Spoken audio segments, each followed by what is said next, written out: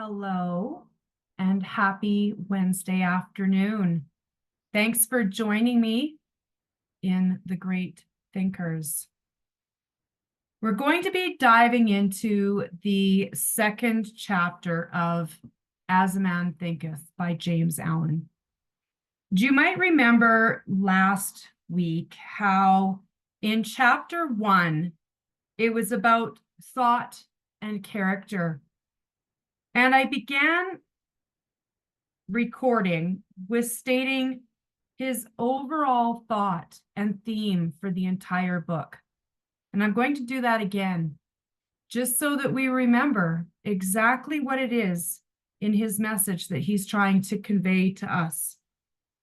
Mind is the master power that molds and makes, and man is mind, and evermore he takes the tool of thought, and shaping what he wills, brings forth 1,000 joys, 1,000 ills.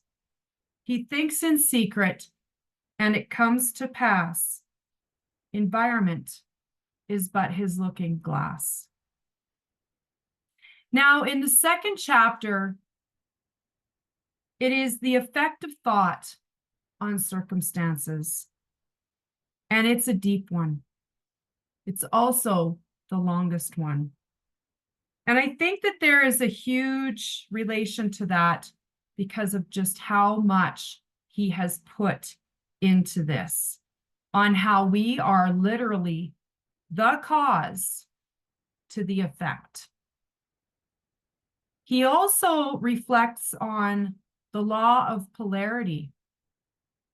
There will always be a right or wrong. There will always be a good and bad. There will always be a positive and negative to any polarity of any circumstance. But where are we going to sit? Sometimes we can't always help our circumstance. It might be something that we thought of a long time ago, or that environment that we have surrounded ourselves in. But that does not mean that we can't change that circumstance. What I'm going to do today is not only read direct from the book, but again, as you know, I also am depicting the philosophy and the theology behind all of this. I'll be referring to scripture, the book, my personal notes, as well as some of the research that I've done in this. I find that each layer of what has come out of my studies so far already is really bringing me to realize how impactful faith is. And we'll get a little bit more into that as I go, because right now we want to focus on that whole philosophy of the cause and the effect of all of this. We always know that we've got the positive side of it, where we have the favorable conditions. And then again, we've got the negative side of it that can cause the unfavorable outcomes. So are we having constructive thoughts or destructive thoughts? He says here that we are the gardener cultivating his plot, keeping it free from weeds and growing the flowers and the fruits. Not too sure if you are already thinking of the scripture that goes along with that. But that brings us into Galatians 6, verse 7, where we reap what we sow. He starts off basically in that right away. Right away. He is referring to that because that is the primary reality and the driving force to what it is that we bring into our mental thoughts and the determinism of what happens with that. We have the power to shape our own lives. And what James Allen believes is that by choosing our thoughts, we can align them with our own virtue, wisdom, and our power of purpose. And that will gradually change our external world. We can't expect things to necessarily change overnight. However, that can be possible in some circumstances. But what he's saying in regards to that is he also reveals within himself that the laws of thought are our understanding that we can have ever increasing accuracy. So even though these things may take time, we can become more and more accurate with where we want to take our thoughts. He also says how thought forces in shaping our own character. That doesn't mean that our circumstances are going to be the indicator of our entire character, like I said before. Sometimes we are in an environment that was something that we brought into reality long ago unintentionally. And this is where this chapter is so important. Where is he by law of his being? Where am I by the law of cause and effect putting myself? Where am I letting myself have that idea of mind over matter? Am I showing my true character when a circumstance is maybe not perfectly to my favor? That's what he's trying to bring us to realize here. Are we going into those destructive thoughts with unfavorable conditions? Now, if we're the architect of our faith, and I am by law in my being, where am I going to notice where I'm out of harmony? When I'm feeling negative, when I'm feeling that I am victim to my circumstance.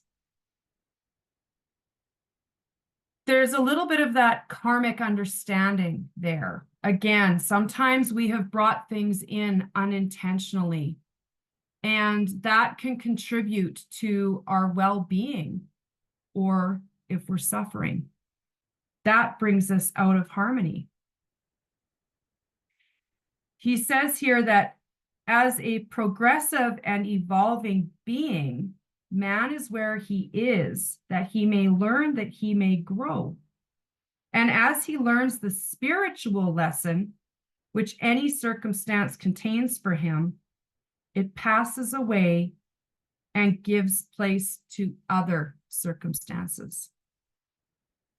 That is where you realize that although you are out of harmony, you can bring it back into your own creative power.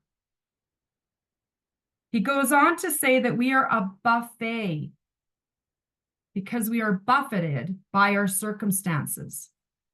So when you think of a buffet, you've got all these choices, all of these choices, but they are the outside conditions. So what are you going to start feeding yourself? What are you going to be utilizing as your creative power for what's going to change those conditions and bring you back into harmony? I'm going to go back quickly to the scripture that we covered in the first chapter. And there was a relation on that throughout the entire book. So these scriptures that I related to in the first chapter are very much going to be a theme throughout the entire book of As a Man Thinketh.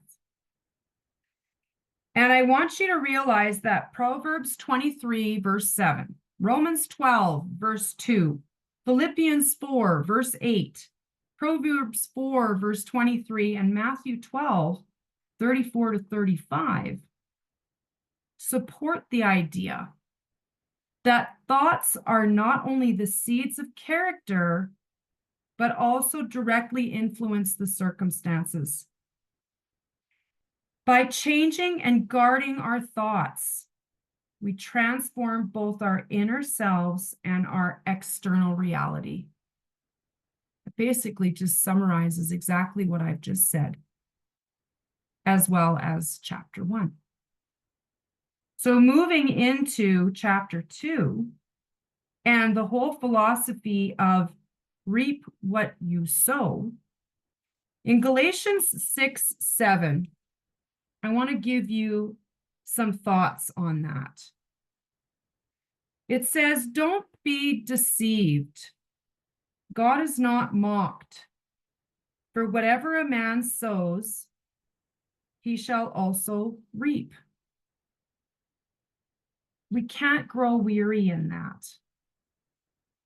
We can't allow ourselves to fall into the bad fruits. Let me read a little bit from that on some of the research that I did in this. It says here that women, especially, can grow tired or weary, even when we're doing good.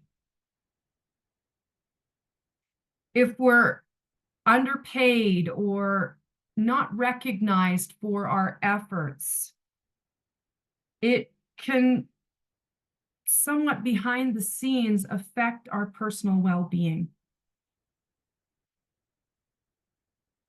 And we feel defeated to a certain degree. But are we going to sit in those thoughts? We can't let these things affect our spirit. That's what throws us out of harmony.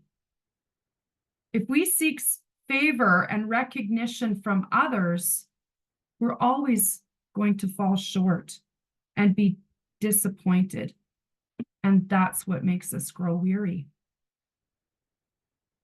If we only seek satisfaction from things that entertain us or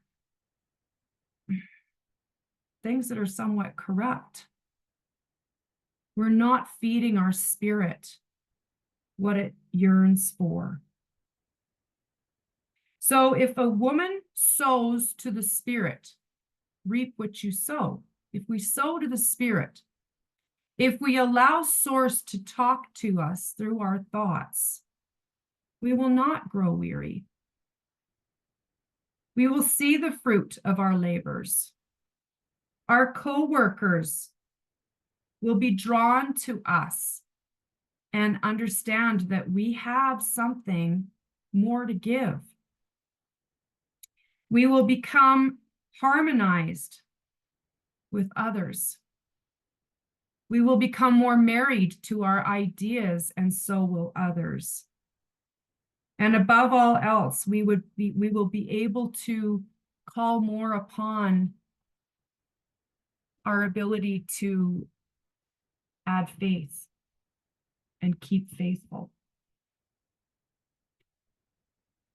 So the soul attracts that which it secretly harbors. Let's go a little bit further into that. We just covered that if we reap what we sow,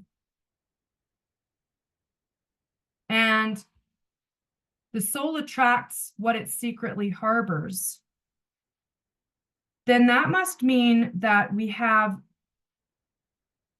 rooted in faith in our thoughts and our beliefs. Matthew 9:29 says that he touched their eyes and said, "According to your faith, Let it be done to you, and your sight will be restored. It shows how faith, which is rooted in our thought and belief, shapes our reality.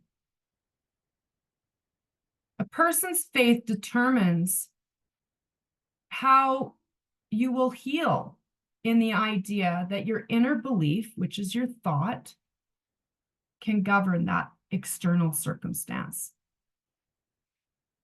James Allen basically says here that belief and thoughts are your seeds, and that in turn will grow your life circumstances. So your soul is attracting what it secretly harbors. What are your faithful thoughts? Are they in the negative, or are they in the positive?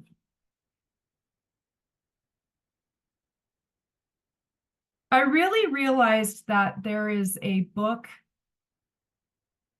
that is somewhat very related to the theme of what James Allen is trying to depict in this chapter. And I don't know if you guys are familiar with the book of Job. He was a mighty man. He had a strong family, great sons, great daughters, wonderful wife. He had lands. He was very much respected by everybody. And he was faithful. But there were things that came in and tested that faith. He lost everything. Everything. He didn't lose his faith, though. The circumstances did not make him. It revealed him.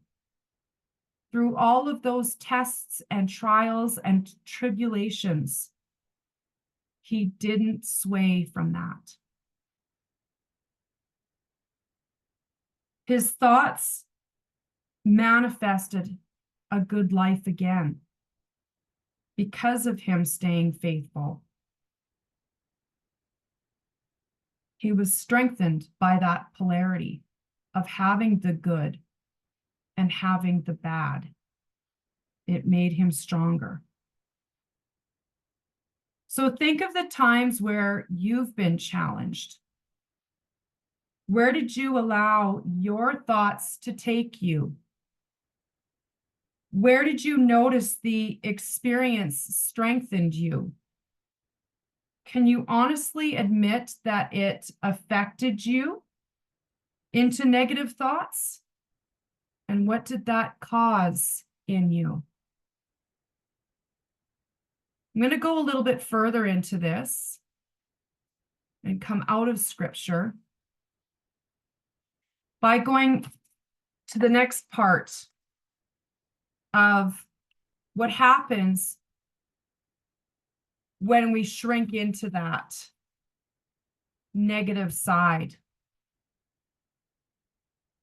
The effect of us not faithfully being with where our heart is set causes laziness. The cause of laziness does what? Makes us become wretchedly poor, he says here. He says that when we have those thoughts of poverty, it stems from that limited, fearful, or negative thinking.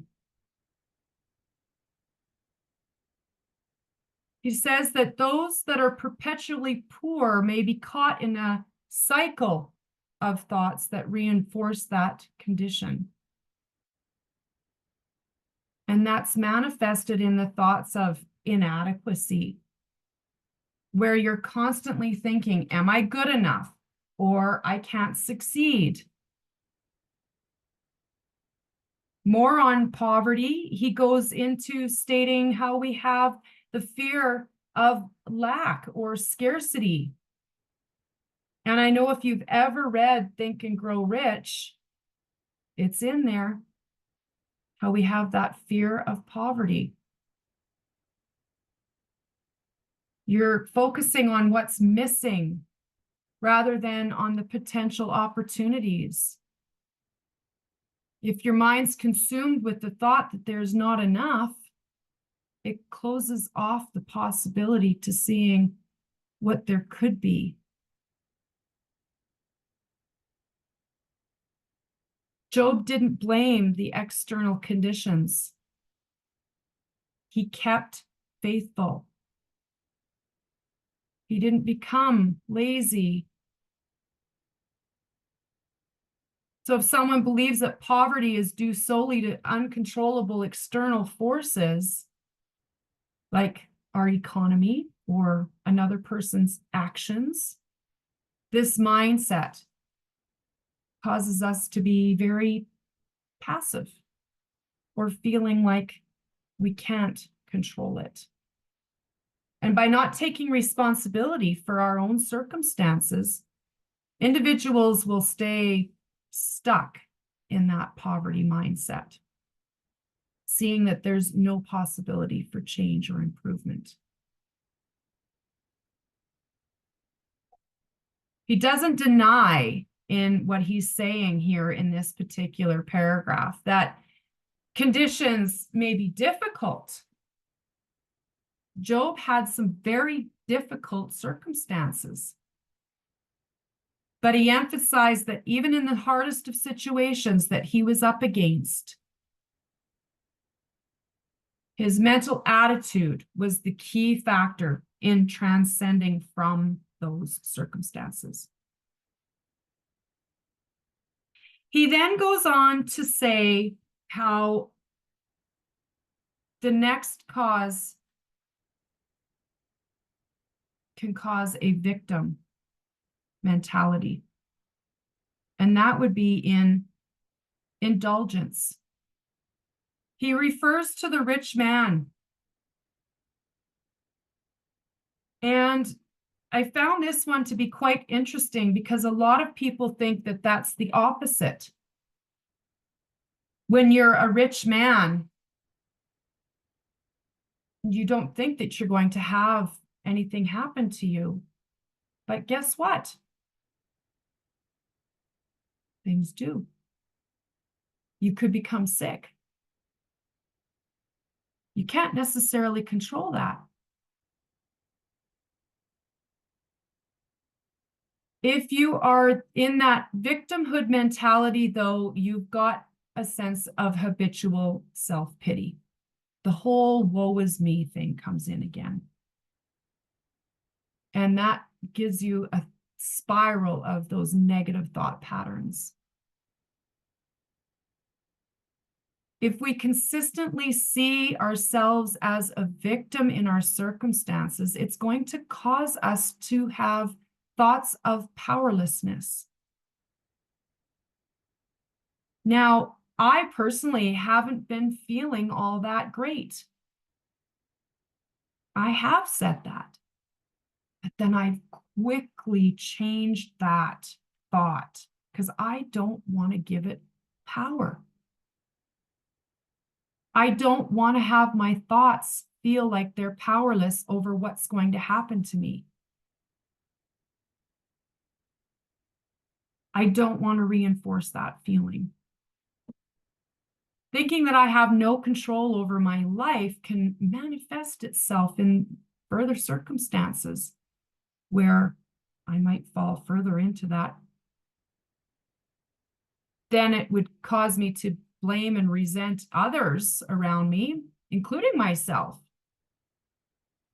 So if I'm habitually blaming others, just as an example, for problems around me, it's going to foster that mindset that attracts situations where I'm going to continue to feel wronged by others or feel like I'm being punished for something and thinking in that karma mentality.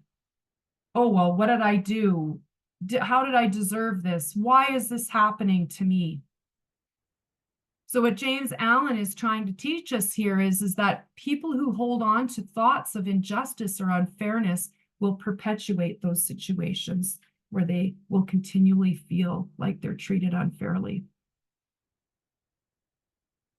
And that is a lack of personal responsibility. We've all been introduced, I'm sure, to the article on responsibility. And in what Alan says here is that he believes that people who do not take responsibility for their thoughts and actions will continue to suffer under the illusion that life is happening to them rather than for them. They won't see how their internal mindset is contributing to their external thoughts. That's the responsibility of it. That's where you go from, why is this happening to me, to, I know why this is happening to me. So we have to escape that victimhood mentality by shifting our mindset from the blame and powerlessness to responsibility and empowerment. We have to change our thoughts to be able to see the new opportunities as the agency in our life. Where is the opportunity? Then in the third paragraph for causes, he refers to the cause of greed.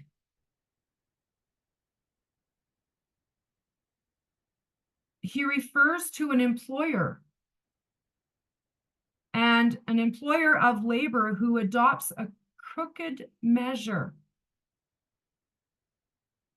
So that goes into morals. If you're greedy, your moral is just dishonest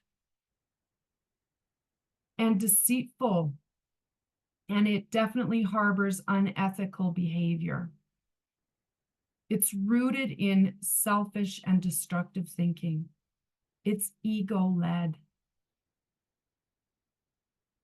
When we have greedy or selfish thoughts, we're consumed by acquiring more for ourselves at the expense of others. Again, it's ego. And your mind is solely focused on that personal gain. And it becomes easier to justify taking advantage of others. And they rationalize their dishonesty. They start believing their own lies. And they justify their actions with thoughts like, well, everyone else does it, or it's the only way to get ahead. How many have heard of that saying before? And it's that internal dishonesty that leads to the external dishonesty. And a lot of times too, that can provoke thoughts of, again, going back to that lack. They always have a feeling that they have to have more. And they'll do some really deceitful things out of desperation. So it's similar to poverty. It's similar to feeling poor because they believe that there's not enough for everyone. Where what we're studying here is the polar opposite, that there definitely is. There's enough for everybody. But they'll resort to those dishonest methods to secure what they think they need. And that pushes them to unethical choices. So that crooked measures that he's referring to here is basically a result of misguided thinking. They're misaligned with ethical principles.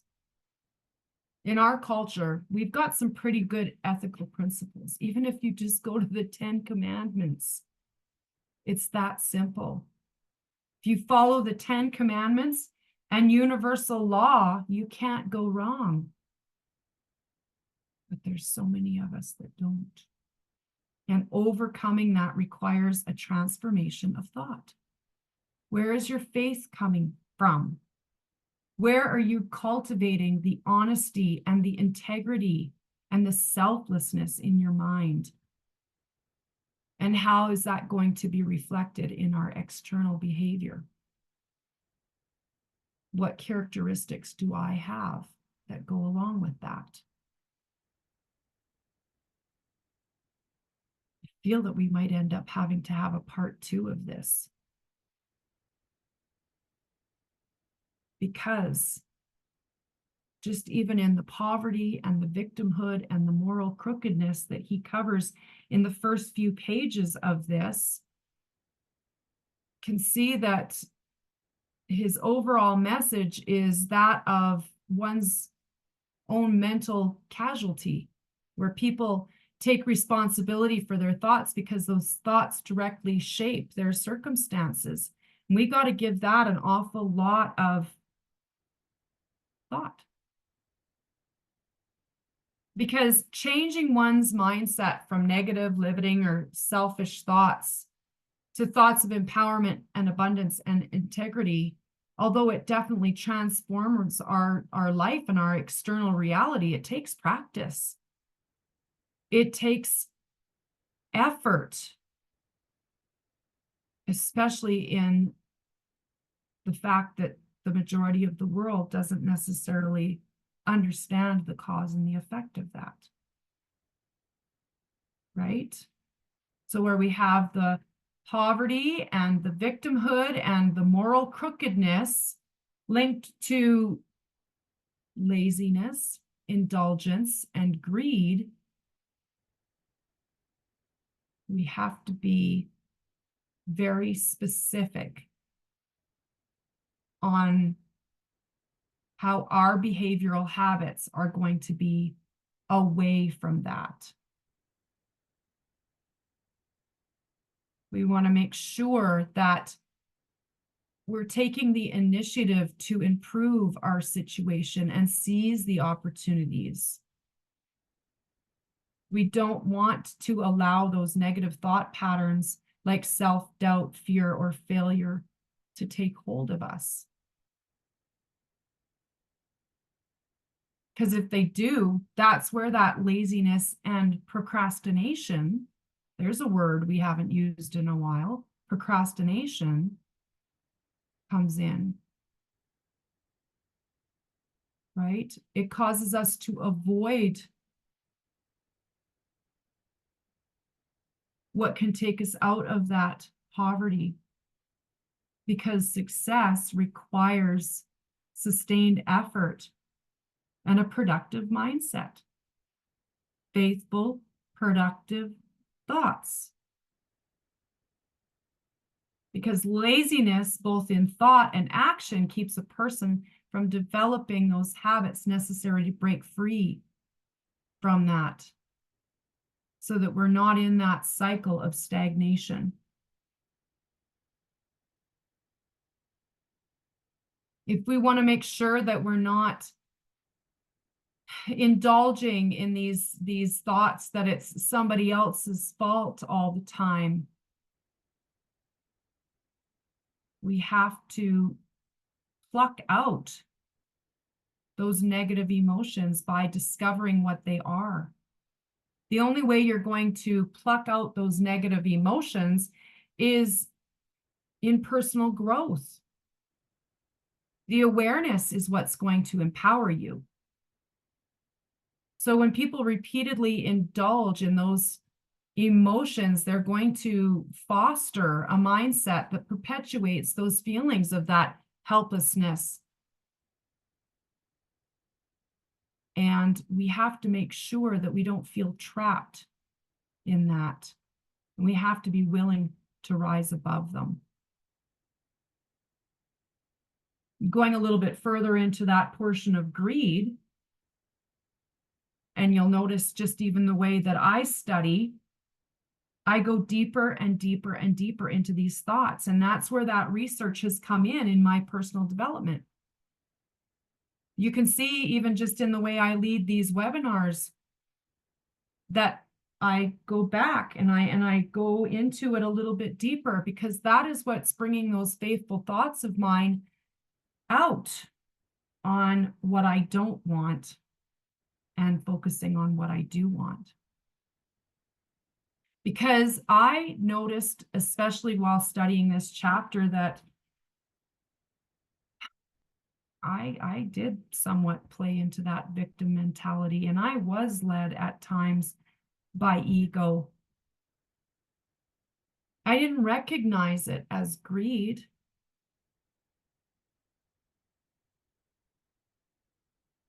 I realized that there can be excessive thoughts on the desire for wealth, power, and gain.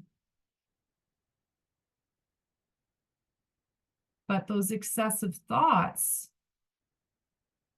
need to be focused on my future of where I'm going to serve others, not by engaging on dishonest, corrupt, unmindful things. I never want to prioritize my want of money or fame over somebody else's benefit. I want to remain fair and integral so that I can help others with their well-being. Because people, I've noticed, that are ego-driven or they're all about themselves, they have to perform immoral actions. And they have to convince themselves that at the end, it justifies the means. Their own personal gain justifies them being dishonest. And I don't want any part of that, because that distorts my thinking and my actions for what I am being led by my heart. Chapter 1, where am I being led? What do I feel in my heart?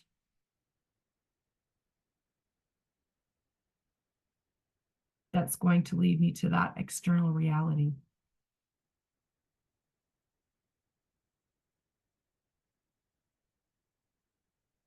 So I have to have the mental discipline to overcome those 3 key areas that he refers to here.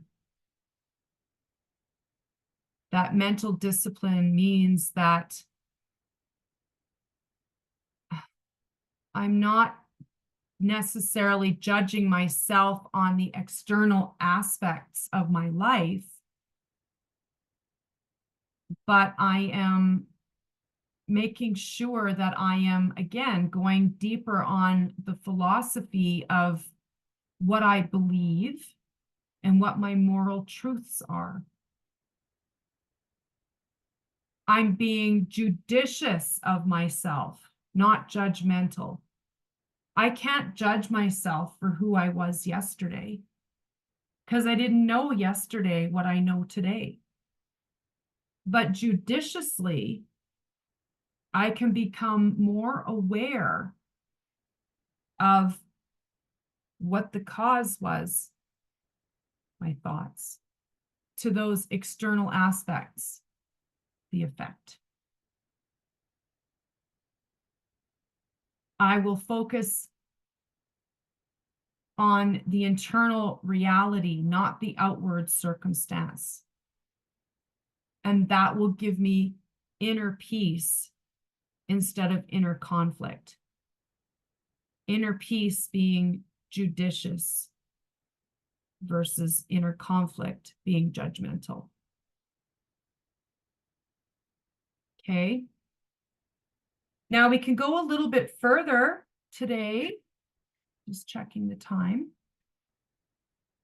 by understanding that he says here, where he introduced the three cases that I just referred to,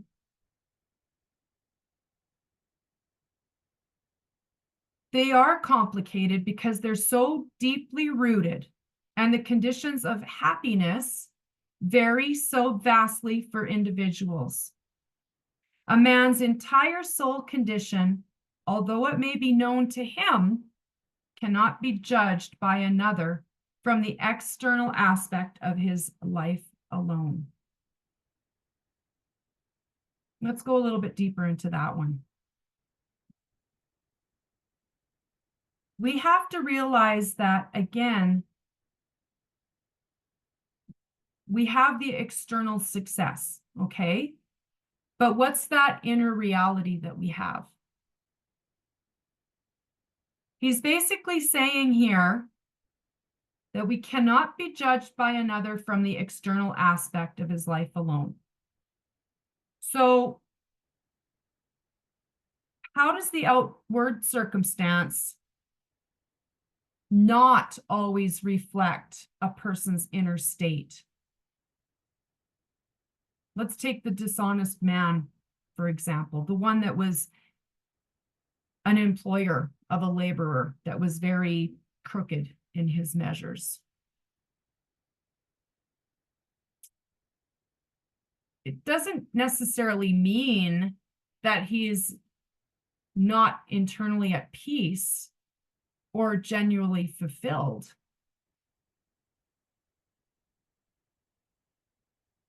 Or is he? That's where he's causing us to go deeper into this. So if the dishonest man achieves material success, he could be internally happy. But an honest man who struggles outwardly may possess an inner sense of peace and moral integrity that the dishonest man lacks. That's where that judgment and judicious comes in. We can't be superficial with our judgment because that's making an assumption. In the factor of material success equals happiness. Does it? That's where that person that doesn't know the difference in their morality, if they're being crooked, they don't understand that their ego is all about thinking that all of their material successes are going to give them happiness. So just because a person appears successful in the world, perhaps through dishonesty or unethical means,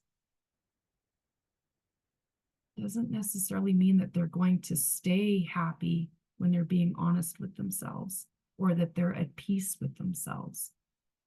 They may suffer from guilt or fear of being caught or the inability to trust others because they have so many little hidden secrets. So don't be fooled by that outer appearance. Don't judge them for it either, but just be judicious in your thoughts that you don't know what's going on in their head. And then conversely, material struggle doesn't necessarily equal failure. Someone who's honest but experiences financial or external hardships may still be internally content, showing gratitude for those circumstances because, number one, their conscience is clear. And their integrity might give them a sense of inner peace because of that. And because that is something that a dishonest person might not ever know, regardless of their material wealth. And that's what he's saying here. The conclusion usually formed that one man fails because of his particular honesty and the other prospers because of his particular dishonesty is the result of a superficial judgment which assumes that the dishonest man is almost totally corrupt, and the honest man is almost entirely virtuous. So, in the deeper knowledge and the wider experience of what we've just covered today, we can realize that such judgment is erroneous. So when we put faith into our thoughts and we're judicious in commandments and universal law, we can start realizing just how much power we have over those fears that he covers here. I think I'm going to leave you with those thoughts for today, simply because it's a powerful message, even just with that, because that's going to lead us to the secret self and what that judicious feeling is all about, and how one man is internally happy and comfortable with that. So just carry that forward with where your thoughts are going. Realize that you reap what you sow. Realize that our thoughts and our beliefs are rooted in faith. And refer back to the book of Job if you're into that kind of thing. I know I am. And just realize that we do get tested, and we can still notice what's strengthening us and what's testing us, and what the cause is to the effect of our outside circumstances. Until next time, where we will continue in the second chapter of As a Man Thinketh. Thanks for joining me. Have a wonderful rest of your day.